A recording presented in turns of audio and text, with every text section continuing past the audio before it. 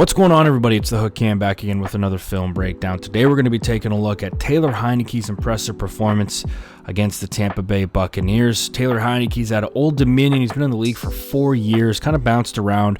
Really cool to see a kid who hasn't really had a shot go out there in a playoff game.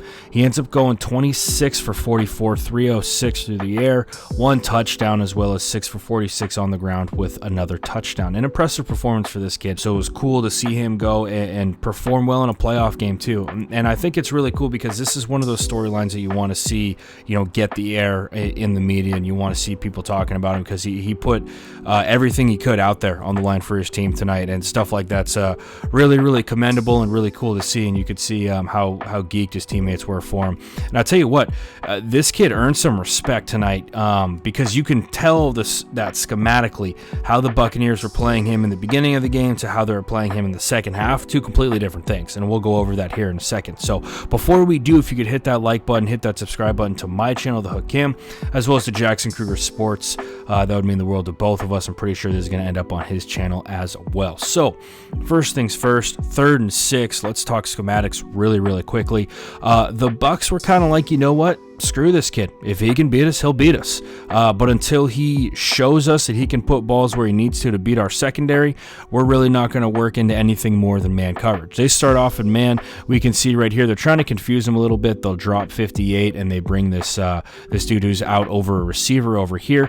All that's happening right here is basically, right, we're looking for any crossers with these two guys, whoever number 3 is. What's going to happen is that we're going to get a shallow here, and then we're going to get a corner from here. We're going to get an out here, and all that happens is we get two corners, a corner and a safety running with the guy 15 on the out. We put that ball in the corner. Just a good simple read for Heinicke to begin with.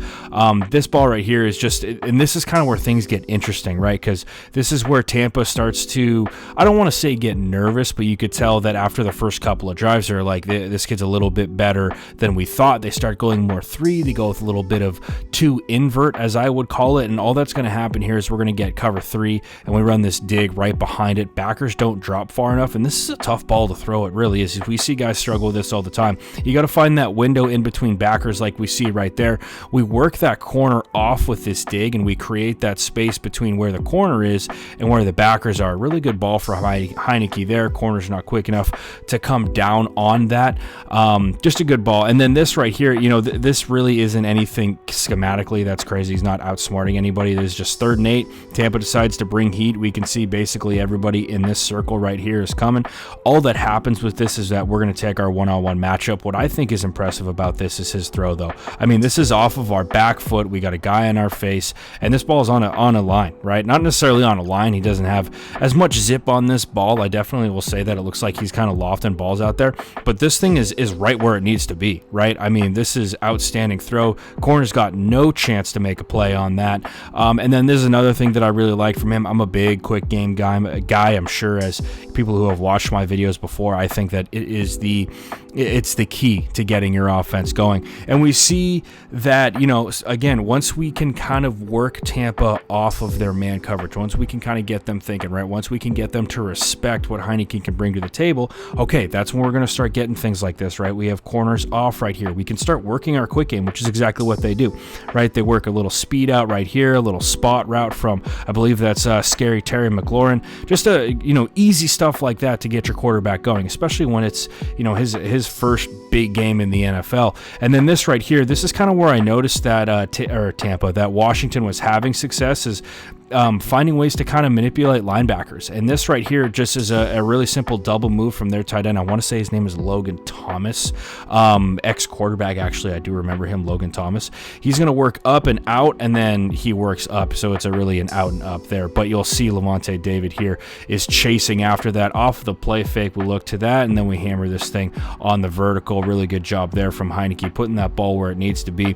But again, it's that marriage between Heinicke throwing the right balls and also also Ron Rivera calling the right plays. And that's what I thought was really cool about it tonight for the Washington football team. All that we see right here, once again, you can see Tampa go to this all the time, right? They're constantly in this cover 3, which means that they're dropping corners. But with that, right, it means that we're going to put whoever's working this curl flat area, it's going to put them in a bind. Okay, so when we work this back out into the flat, that's going to move this corner upfield. So when we move that corner upfield, we have our receiver running vertical. That's going to open up these deep outs for us, which is exactly what Washington runs right here. You can see once we get here, right, there's that space that we've created. All that happens is we had that receiver run upfield. This dude right here had his eyes in the backfield looking to that back, and we open up that space. And then this play is just, you know, this is what I'm talking about with him putting everything on the line. This dude dives from the 4-yard line into the end zone. I couldn't put the entire clip in there because YouTube's weird with their monetization stuff like that, but just a really, really cool play to see. And, you know, if you're a teammate of this dude and he's doing stuff like that, you're willing to lay everything on the line for him. And I just thought that was really cool. And you know what, Washington, you know, for a 7-9 football team, taking Tampa, you know, late into the 4th with it being a tight game was really impressive to see. And I think that Ron Rivera's got them on the right track. But back to the game. So once again, schematically getting into it, right? It's just straight cover 3. That's all that we're seeing here, right? He's working here. We're going to see him drop back here. This is, again, cover 3. We're going to see him work over into, it's not necessarily, this isn't curl flat. Curl flat would be down in this zone right here. This is going to be your hook curl, right? So we're working him here. We work him to the hook curl, and all they do is run 2 verts on this side. So as soon as we clear this cat right here, we got a bunch of space in between the safety who's back at about here and where this corner is. This corner has to run with this number 1 right here with Terry McLaurin. If he doesn't, then obviously he's going to hit that thing on the sideline. But how about this right here? And I just noticed this when I was watching it. Check the head movement from Heinicke, right? Boom. We're looking off this safety. We come back to the number 2, ripping that vertical. That's a great ball from him. Just impressive stuff to see, right? And then once again, the quick game hitting that underneath on 3rd and 3. A couple of really impressive throws from him. This ball right here, I really, really liked. This was interesting to me because it looks like Tampa is running like an inverted cover 2. So what we're going to get is this corner dropping and then a safety dropping as well. He's looking his eyes right to this curl flat area, and as we clear, not necessarily curl flat because he knows he doesn't have a flat threat, so he works to get underneath of this receiver, right, in case that receiver runs a comeback.